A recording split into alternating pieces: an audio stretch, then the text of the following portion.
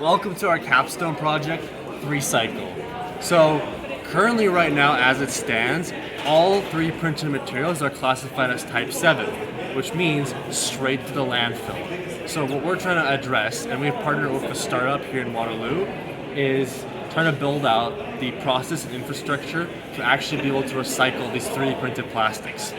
However, there is a major gap in this process as it currently stands, and that is the identification gap.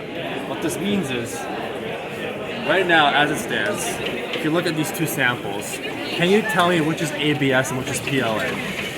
The answer likely is no. Just by looking at these, as a human, we cannot distinguish what type of material these are. However, what we're trying to do is we're trying to build a system that can automatically detect these materials and classify them, which actually will help enable the recycling process, because then you can separate out materials.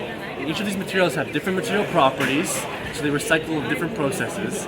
And also, if you're recycling materials, you don't want contamination in your end product. So here I'll go through a quick demo to showcase our system. Here we have our apparatus module that scans in the data and then makes an inference to determine what sample it is. So I'll place it here, sample, and then now I'll click and run a scan. And while that's doing a scan, it takes a couple of seconds, what this is doing is it's using discrete near-infrared spectroscopy, which just means that it shines each one of these LEDs, which all emit a very specific wavelength, and then records the intensity of light reflected back from each one of those LEDs. And this produces a spectra that is unique to each type of material, which then we can use to be able to classify what type of material it is. So then we can just grab color data, which for this sample is white, and then with that we can run inference, and here we can see that our model tells us that this is PLA.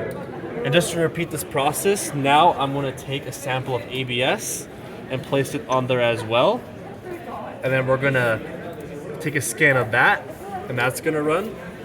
And in the back end, what we've done is we've trained a machine learning model that takes in the spectra data and the color data, and then that's what it uses to make an inference on what type of material it is.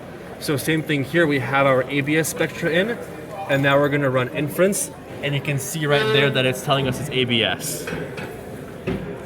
So that is a quick little demo of our system in action. Thank you.